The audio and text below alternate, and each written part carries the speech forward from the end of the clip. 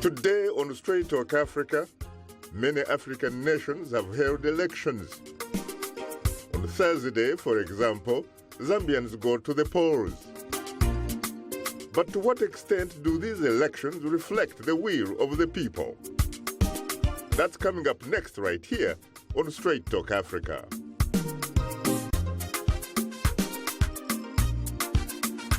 Hello, welcome to Straight Talk Africa, live from the Voice of America studios here in Washington. It's Wednesday, August 10th. I am Shaka Ssali. Well, hello to you, Shaka, and hello to all our viewers and listeners on the continent and elsewhere. I'm Mariama Diallo, your social media reporter. Happy to be back with you today. Today, we'll talk about the types of elections that are held in Africa. With passions running very high in some countries on the eve of their elections, coming up later in our STA inbox, we'll share your thoughts on our topic du jour through your emails, tweets, and Facebook comments. That's ahead on Straight Talk Africa. Hope you'll stay with us. But first, former British Prime Minister Winston Churchill spoke of democracy as, quote, the worst form of government except for all the others, unquote.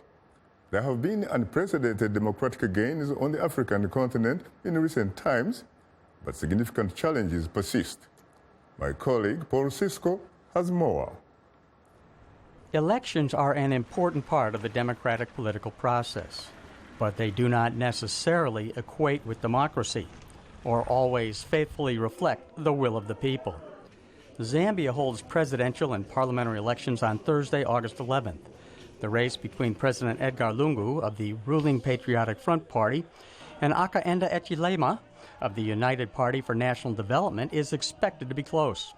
The southern African nation has seen more peaceful transitions of power than its African neighbors.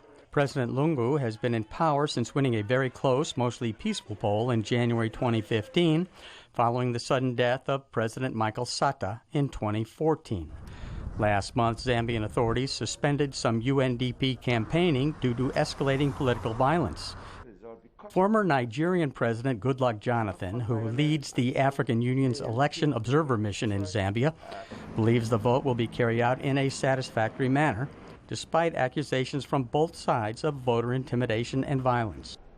In March 2015, the Nigerian election of Muhammadu Buhari over Goodluck Jonathan marked the first time an incumbent president and ruling party had been defeated at the ballot box in Africa's most populous nation.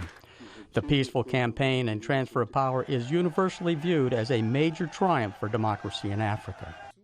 In March, businessman Patrice Talon defeated Benin's Prime Minister Laurent Zinzou in a runoff vote after incumbent President Toma Boni Yayi was constitutionally barred from running for a third term.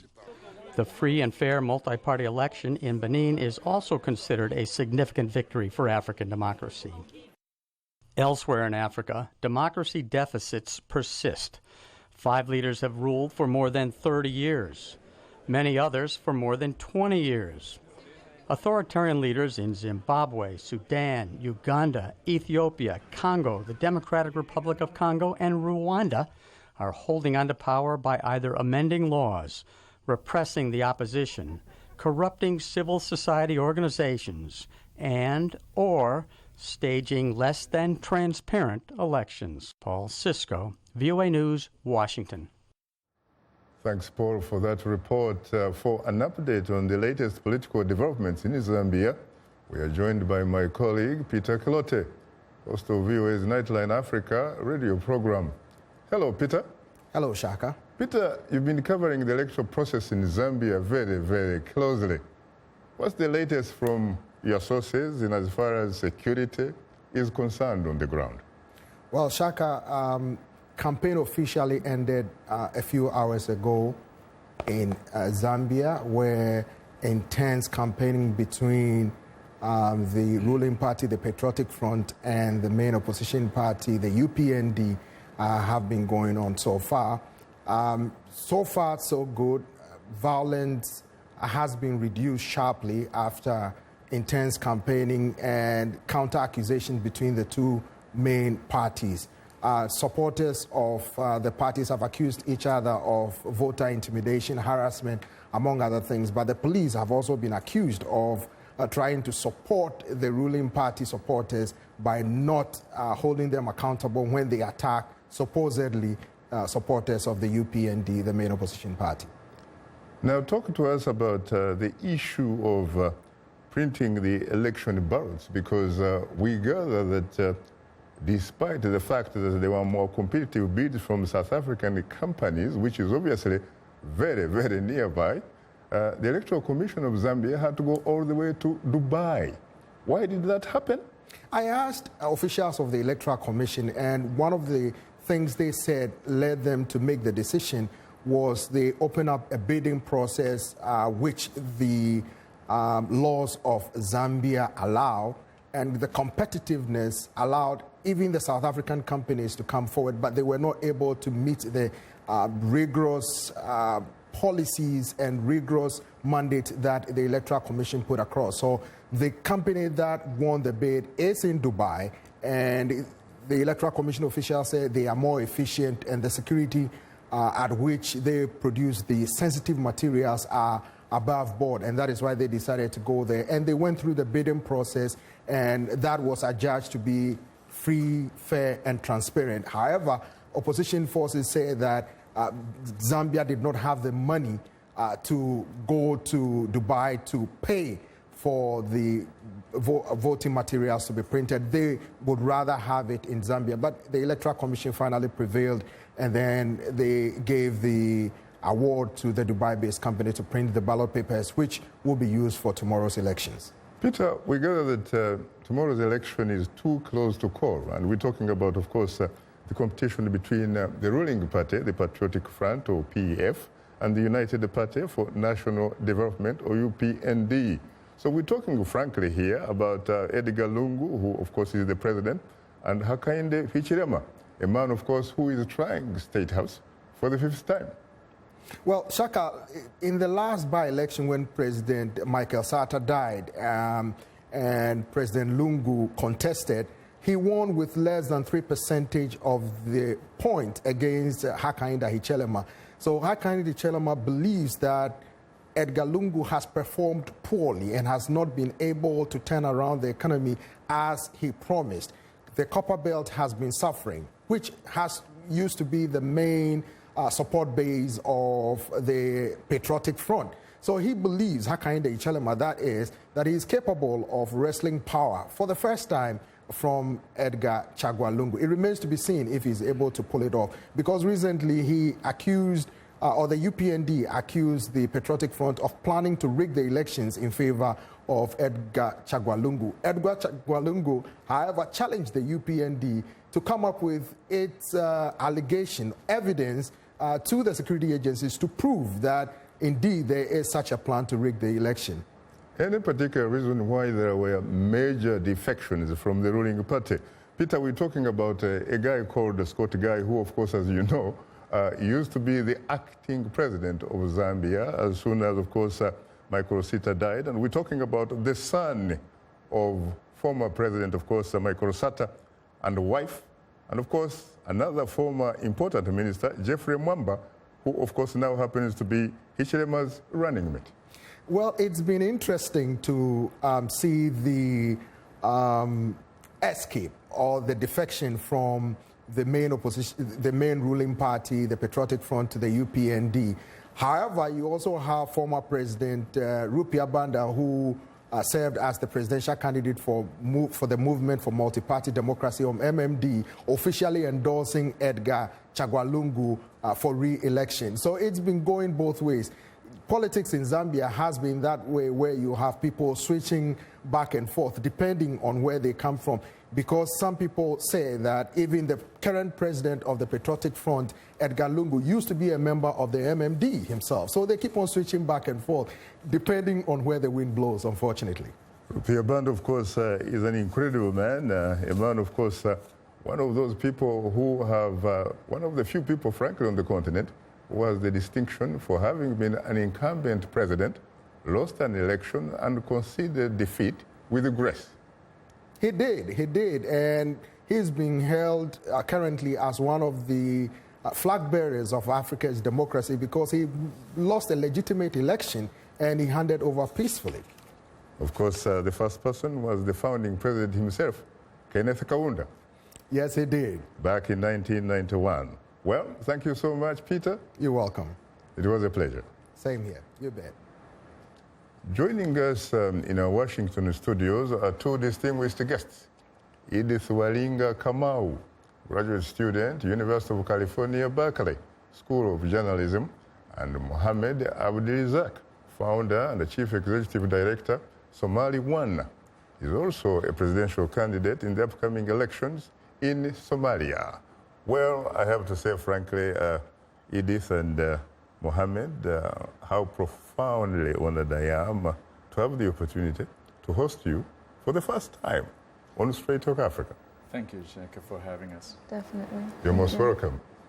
Last but not least is Priscilla Isaac, Director of Elections, the Electoral Commission of Zambia, who joins us via telephone link-up from the capital, Lusaka.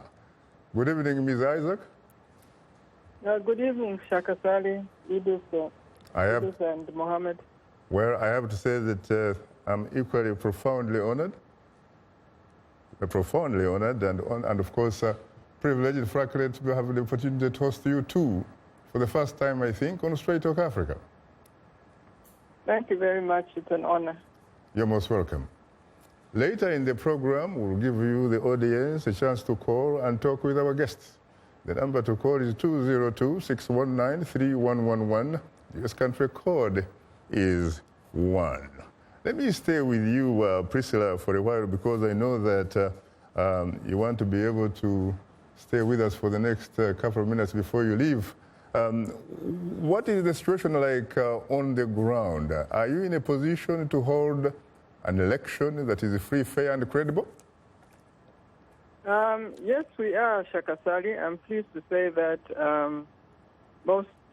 almost all the districts have finished the deployment of staff, and the reports that I'm getting from the remaining districts is that they're winding up with the deployment of poll staff and election materials this evening. So we're all set to go for tomorrow. And I must say, I must commend all our field officers who have worked really hard and with a lot of commitment to ensure that we have everything in place for tomorrow.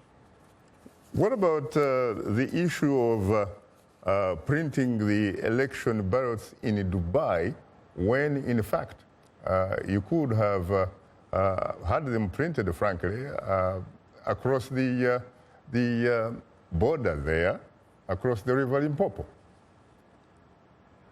Well, like what Peter explained earlier on, we opened up because of the high value of the supply of ballot papers.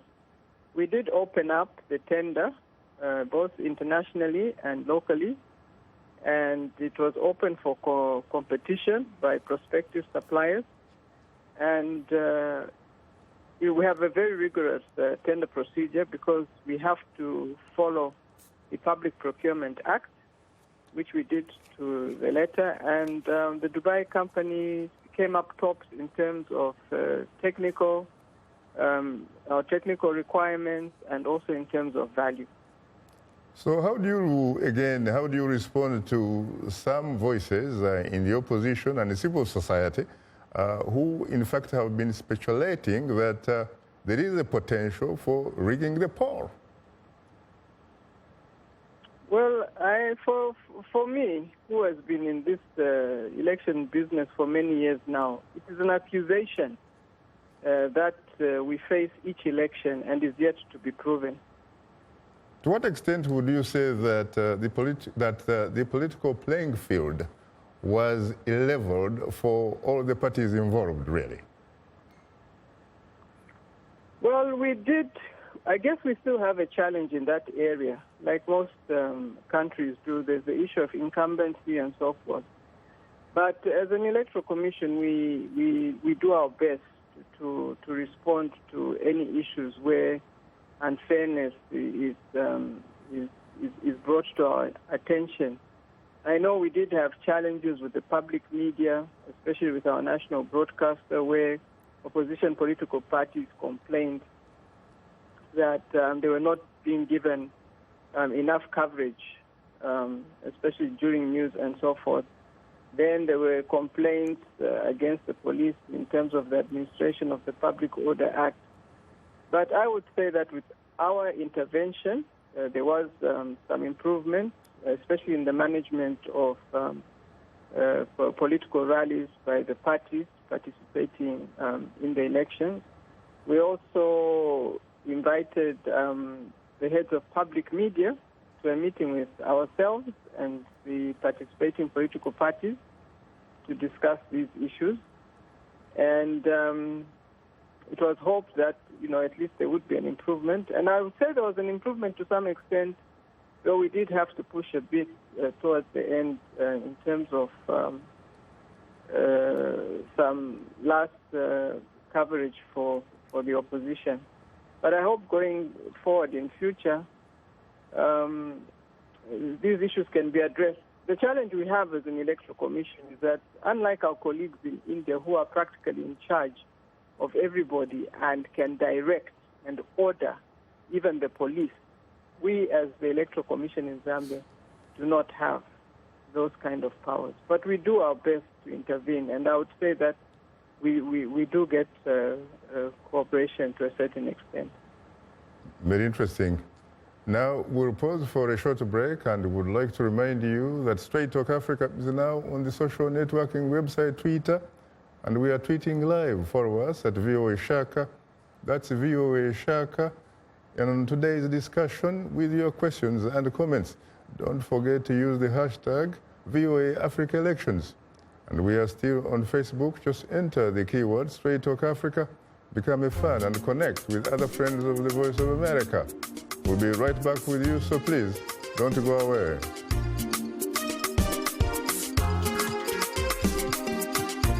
Like Voice of America on Facebook. Follow VOA on Twitter.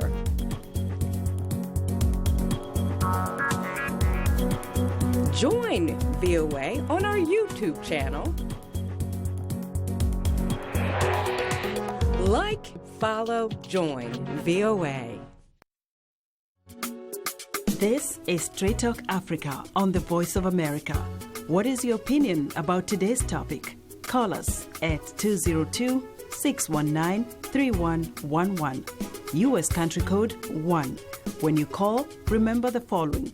Ask only one question, keep your comment brief, and turn down the volume on your radio or television.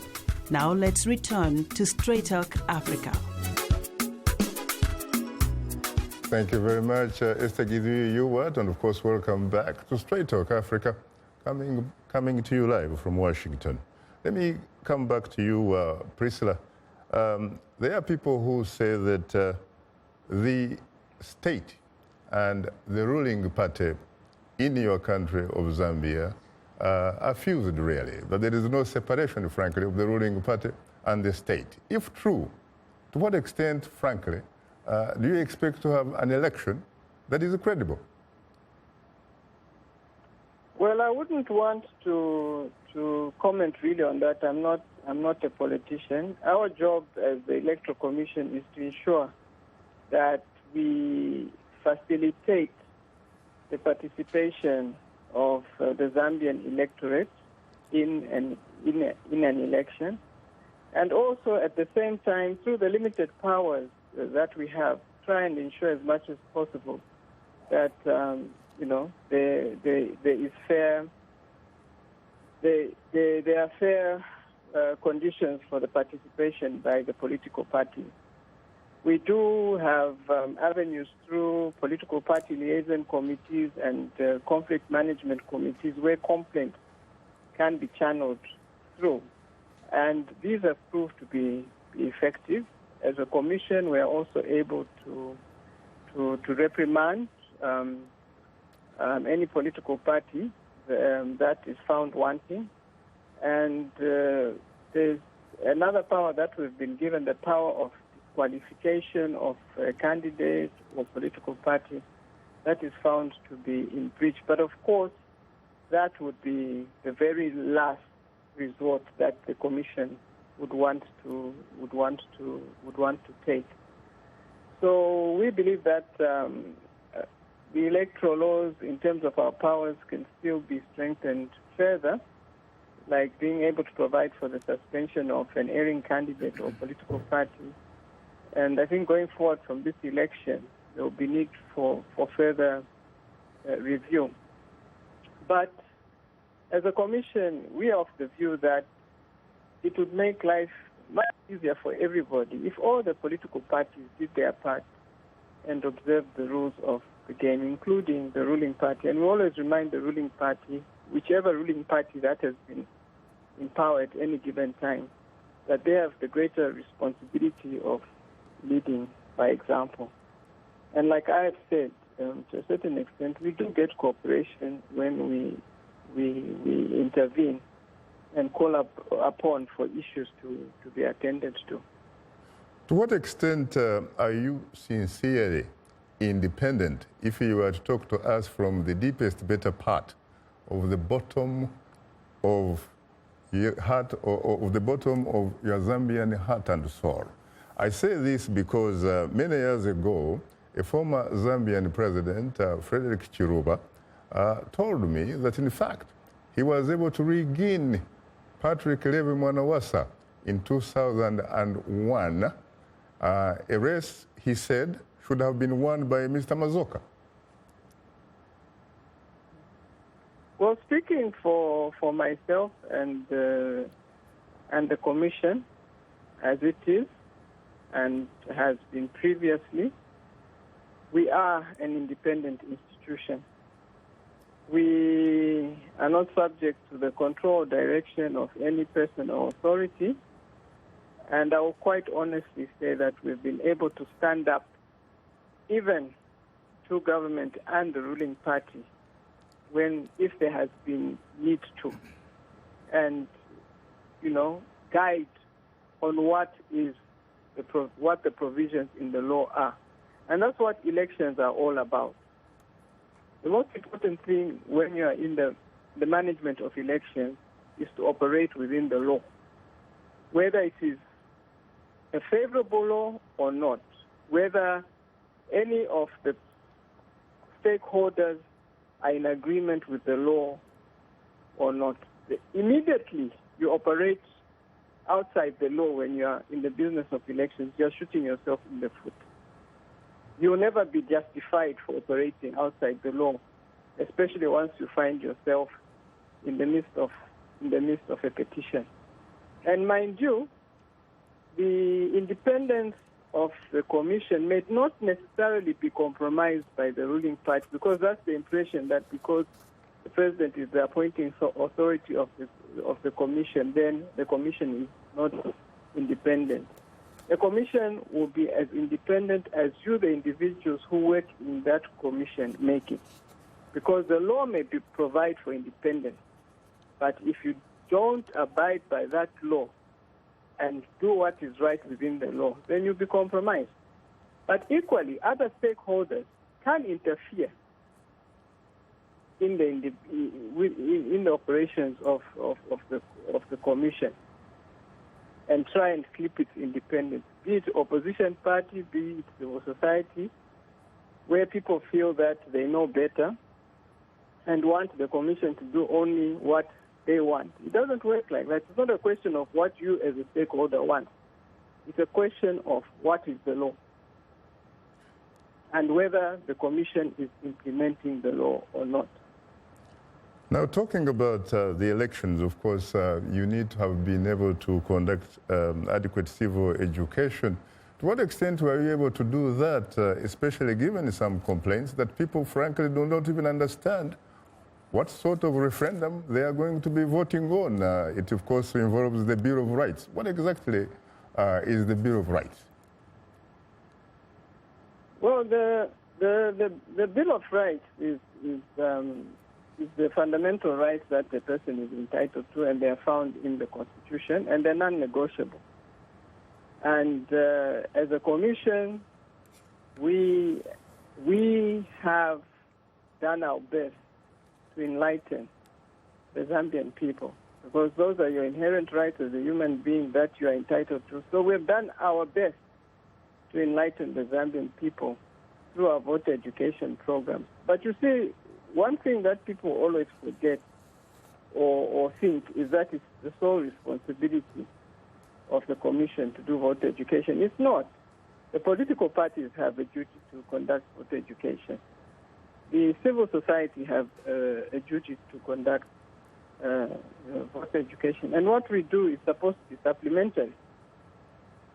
And it is in recent years that voter education was actually put into the electoral legislation as one of our mandates. Previously, it was not.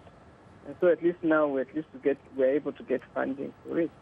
But admittedly, given the short period of time before the election, the voter education program for the referendum was challenging, but we did our best to reach the masses through our over 3,000 foot soldiers that we have countrywide. We produced a lot of material, which we translated into Braille and into our 7 vernacular official languages, including English. And we used the community radio stations for those receiving the urban areas. We did publicity on TV. We did mobile publicity. We did as much as we could. And we do hope that at least our efforts will be seen as people go to the polls tomorrow.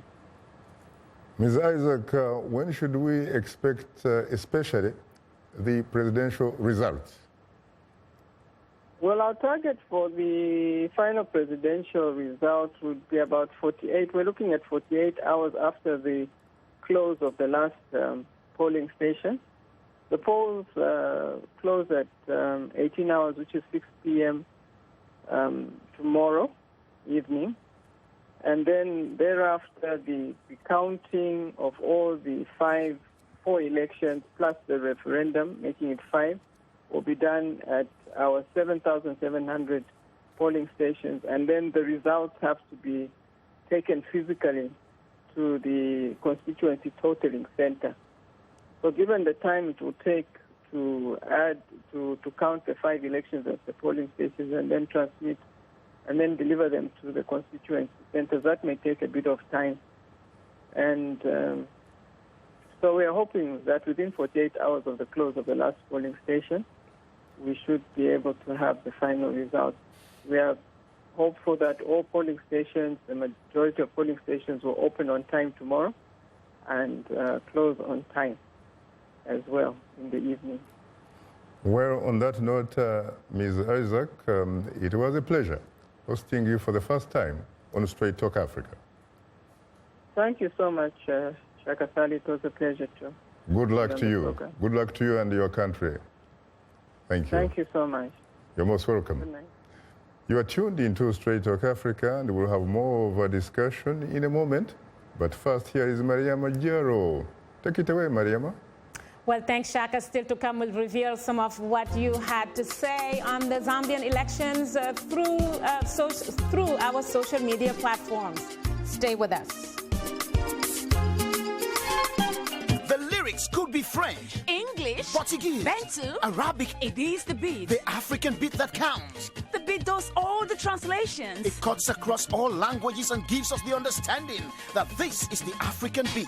It is so distinct and adhesive. It binds us together. African Beat on the Voice of America. For more information, visit our website at www.voanews.com/AfricanBeat.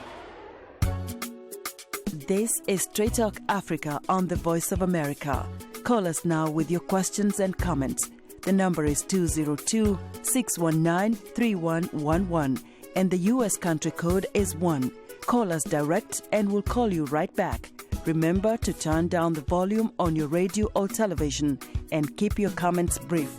Now back to Straight Talk Africa. Thank you very much, Esther Gidi-Ewart. And of course, welcome back to Straight Talk Africa, live from Washington. Once again, it's time to bring in my colleague and social media reporter, Mariama. Take it away again, Mariama. Well, thanks, Shaka. Zambia's general elections is set for Thursday, August 11th. the office of the president, and seats in the National Assembly are being contested, a constitutional referendum will also be held with proposals to amend the nation's Bill of Rights. So lots happening in the beautiful nation of our friend Kenneth Mwenda. Wish you were here helping us understand the process maybe next time. But anyway, let's take a look at our question of the week, which asks, are the African elections truly elections or merely selections of powerful incumbent candidates? Well, we'll start with a viewer, listener in Zambia, who answered our question in this letter of the week. Lubembu Beksi Masaiti from Zambia writes, we had peaceful elections so far under the reign of Priscilla Isaacs. She's one tough iron lady and quite inspiring. Zambia has been enjoying democracy and is a shining example in Africa despite economic hardships. Women like Priscilla run the elections smoothly. Other African countries should use us as an example. Well, that was Lubembu Beksi Masaiti from Zambia with obviously all the praises for Electoral Commission head Priscilla Isaac.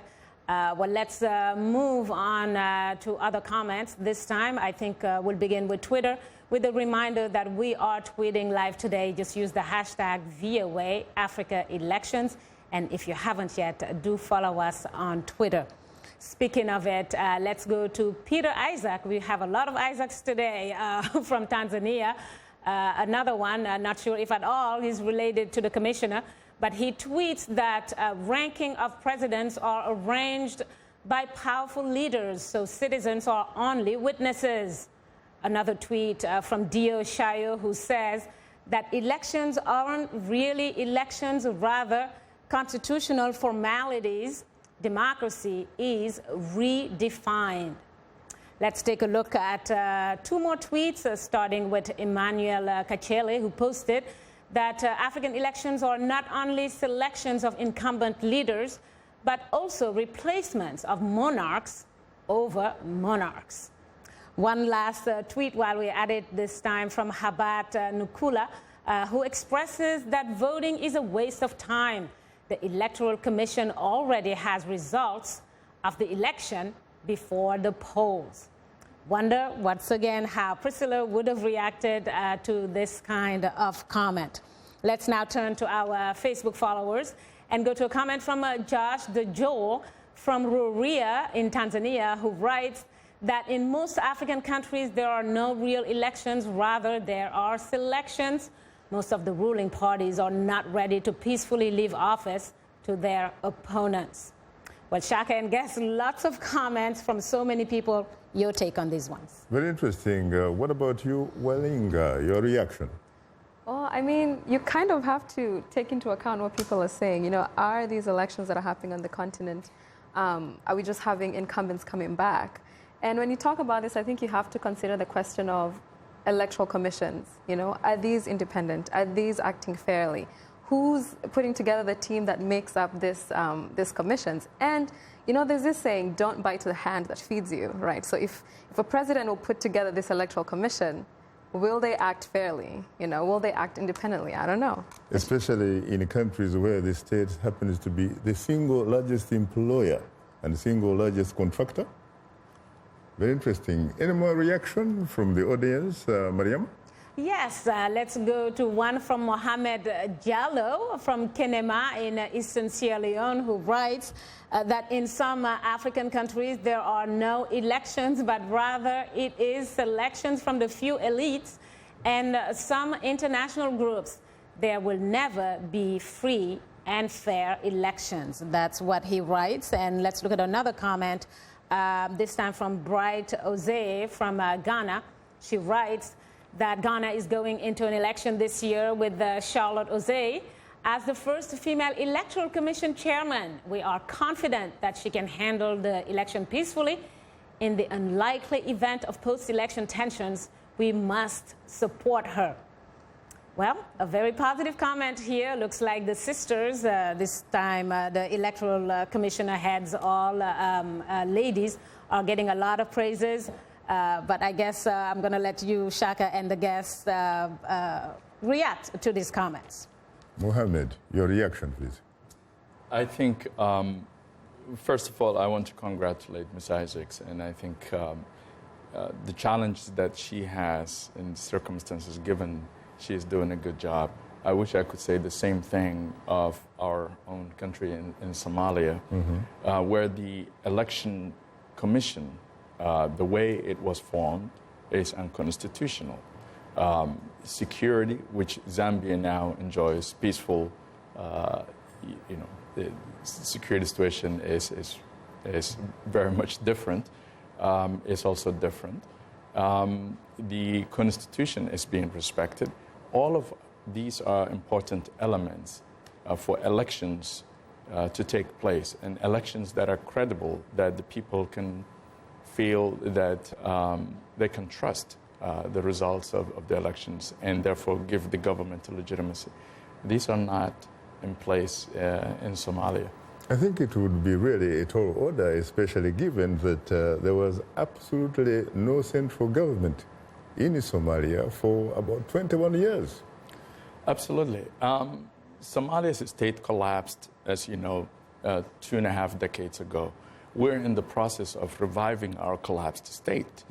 And this process requires a great deal of compromise, trust building, reconciliation, and patriotism.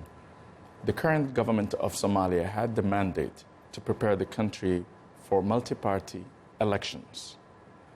It had the mandate of reviewing and finalizing the constitution. Above all, it had the mandate of improving the security. These are all important elements for elections to take place. It failed in all fronts.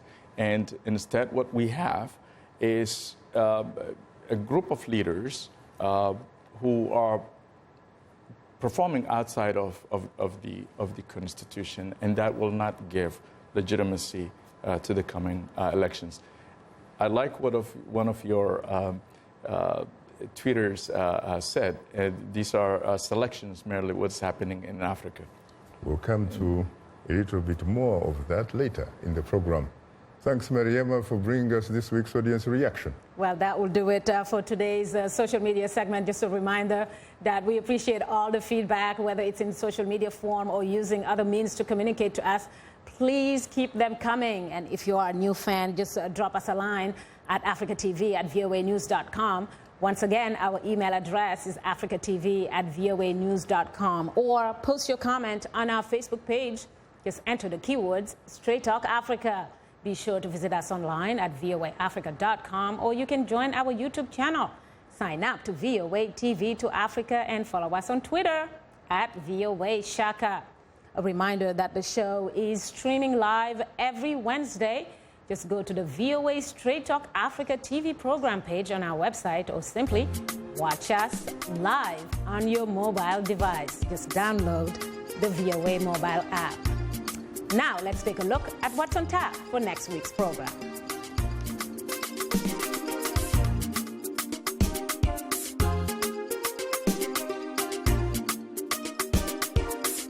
Next week on Straight Talk Africa, an exclusive interview with Linda Thomas Greenfield, U.S. Assistant Secretary of State for African Affairs.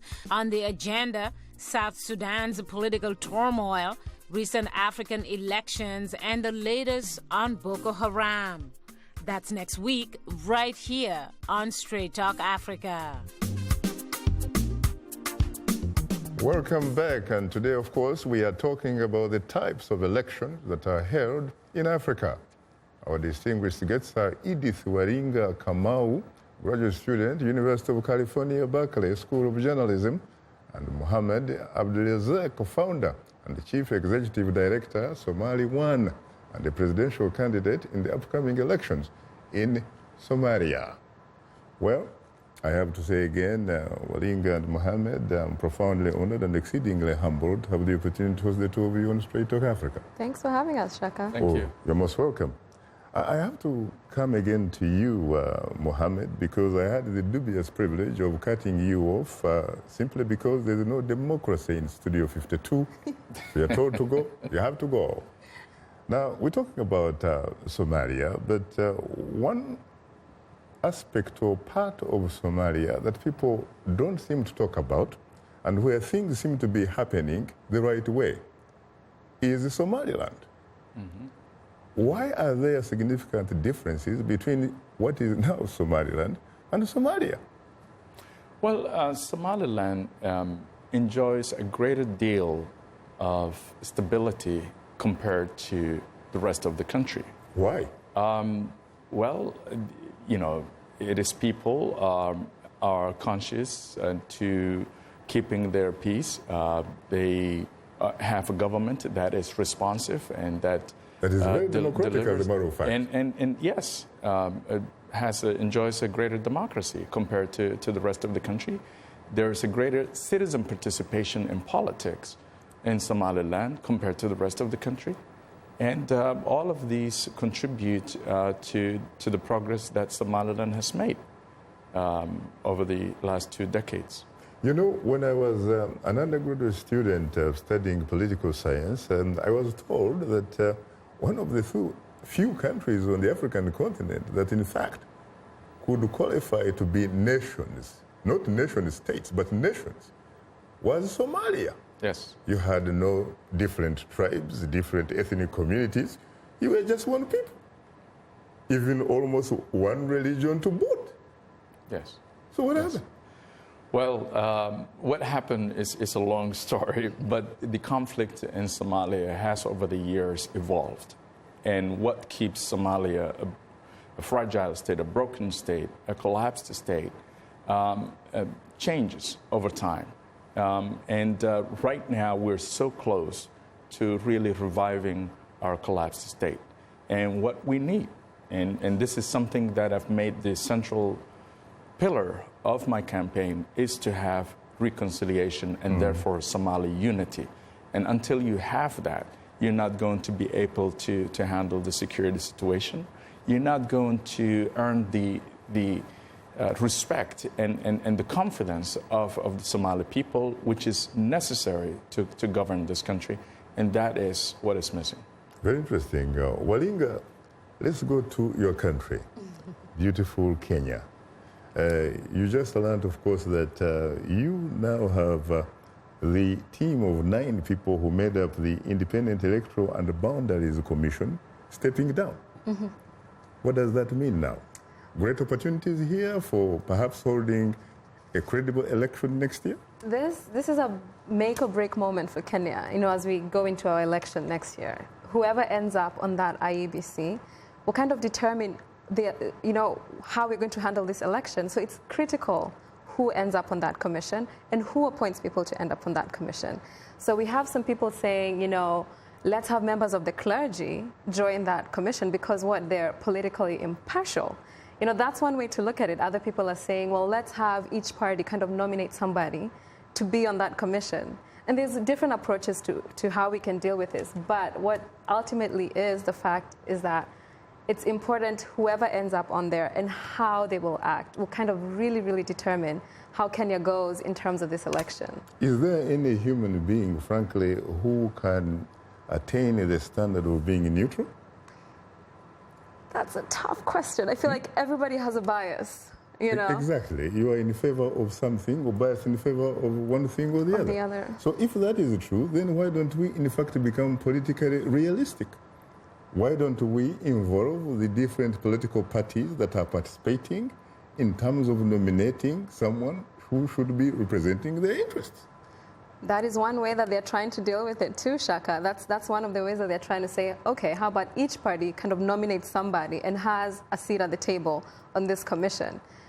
Will that be, you know, the way forward? Will they say, some people are saying, well, let's have the party that has the most representation in parliament, maybe they have the most representatives on the IEBC. Is that going to solve everything? I don't know. Let's go to the lifeline of the show, which are the telephone callers. Good evening, Tafa from Ghana. You're most welcome to Straight Talk Africa. Tafa, can you hear me? Tafa, can you hear me? What about Cliff from Uganda? Good evening, Ndugu Shaka. How are you? I'm hugely terrific. How are you today? Very terrific. Well, I'm afraid your telephone obviously doesn't seem to be equally terrific. Let's go to Tedla from New York. Good afternoon, Tedla. Yes, good afternoon, Shaka. I'm hugely terrific. It's a very long time since I last heard your beautiful voice, Tedla. Yes, thank you very much, Shaka. For me, in the last 25 years, I have witnessed in my country, Ethiopia, many things in the name of election. But let me be honest with you, Shaka. Before any election in any country in Africa, the African people should have the basic rights to organize themselves, free media. All these necessary conditions has to be fulfilled before we practice the so-called election. For me, it is a waste of time in most of African countries. The African people are allowed only to speak once, maybe in 5 years before the election time. Even after the government claims 100% win, in Ethiopia now we are witnessing revolt from north to south, from east to west. That shows you that whatever we are calling election in every 5 years is a fake practice, and we should stop it. We should not even waste time for this kind of so-called election. So this is total waste of time. Now, Tedla, you seem to be saying that what is frankly, as far as you are concerned, important or more important is perhaps service delivery. Are you suggesting by any measure that service delivery and freedom of expression, or freedom for that matter, is mutually exclusive, or is it in fact mutually reinforcing? What I'm suggesting, Shaka, is that from the local level, Africans should be empowered. Africans should have full participation in their community. Once you block that system and then you come at a national level talk about election, it doesn't give sense. So for us, it's the people who are not allowed to say a word publicly. When there is no free media in any countries, in such countries, what are we talking about the so-called election every 5 years? It is totally unattainable. It is a waste of time. I suggest for Africans, rather than conducting fake election, we better fight for the right to assemble, for freedom of speech, for media independence, and then we talk about election after that. Shaka. Very interesting. Mohammed, you come from a wealth of experiences. You worked with the National Democratic Institute, and you were able for many years, therefore, able to preach the gospel, really, according to democracy in Africa. How far did you go, and what kind of response or reaction did you get as you interacted with people? Did they see a value or values in what is considered to be democracy? Yes, of course, countries, Africa is so diverse, and countries are at different stages of their democratic developments. And in the case of Somalia, what we're dealing with is very, very, very basic. And what we have deliberately chosen, and that the international community has helped us with, is to first form a state, which then from there, organizes elections, does civic education, and gets all the other governance issues in place. And when I worked for NDI, these were basically what we were doing: training of the parliamentarians, helping the parliament establish itself, helping with rules of procedures. And elections are something that would come later. But I believe that in the last 4 years, a great opportunity has been lost. The current government could have done better in preparing the country for elections. So given that you also seem to say that you do not really have, an environment, frankly, that would allow perhaps a process, frankly, of open competition for that matter, then why, in fact, are you trying to offer yourself to run for the presidency of Somalia? Thank you for asking this question. It's a very tough question, but I appreciate it nevertheless. first of all, I want to help my country to see an example of what it is like, to have choices. You have a candidate in me that runs on issues, that has a history, that people can see all of this information. Somalia, like many other African countries, 70% of the population is under the age of 30. Mm-hmm. I have a greater appreciation for technology and social media and all of these things, and I can better connect with the younger people, which is the majority of the country, and there is an opportunity for me to have a constructive relationship, constructive messaging to these young people, to talk about what is missing, what we need, where we are, and where we need to go. And this is something that I'm able to do. I'm also challenging the current president and his government because I want to show them that there can be another way of doing, and if we don't speak for ourselves, this will not happen. That is the message that I'm essentially giving to all Somalis. Of course, I also believe that I will win if I continue in the current course of sharing my messages and mobilizing people. What makes you think that you are the best man for the job? That is for the voters to decide. Unfortunately, this time we don't have a universal suffrage in Somalia. We will have a parliament of 275, and for the first time, an upper house is going to be established of a number that has changed in the last few days. The two chambers of the parliament will vote. I hope to convince, based on the issues that I have, based on my experience and credibility, that I am the best candidate out there.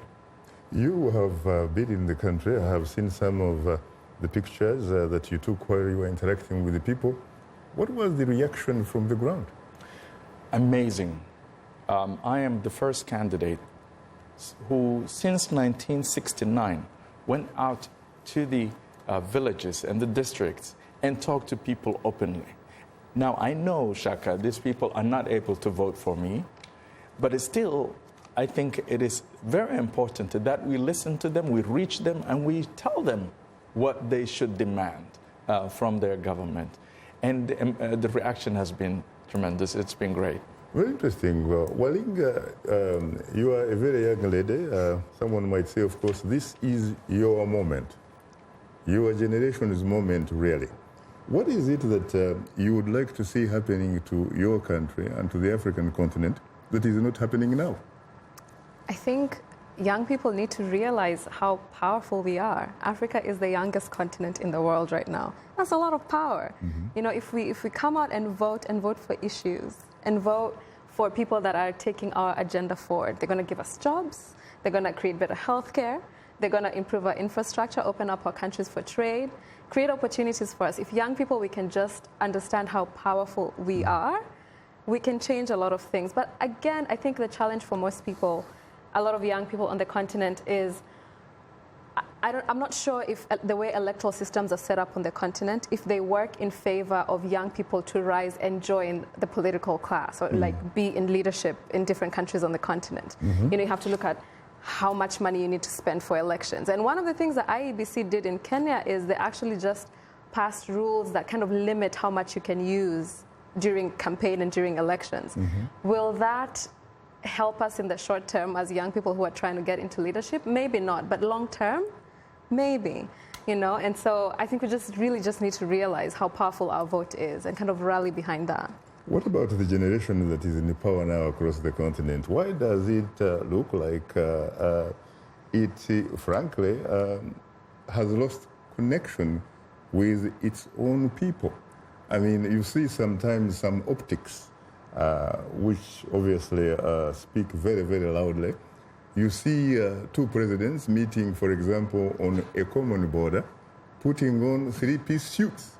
And the surroundings and the people around there are probably, frankly, not very decently dressed. And yet, these are supposed to be leaders of those people. I have been to Juba, even in 100-degree heat Fahrenheit. You see the elite in suits driving Hummers almost on no roads. And majority of people are internally displaced right there in their own capital. Yeah. And this is not a country that is poor. This is a country that could be the breadbasket of the entire region and the Middle East. If in fact it was under cultivation, it is not.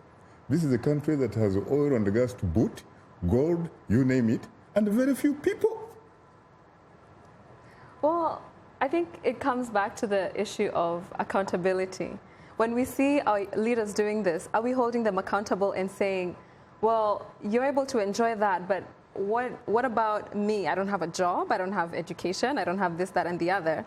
We need to then hold our leaders accountable when you see them doing this. And I think sometimes maybe we're too quick to forget, you know, maybe they'll come out, give a few handouts here and there, and we forget. And we forget that once they leave, we're still being left in this situation where not much has changed for us.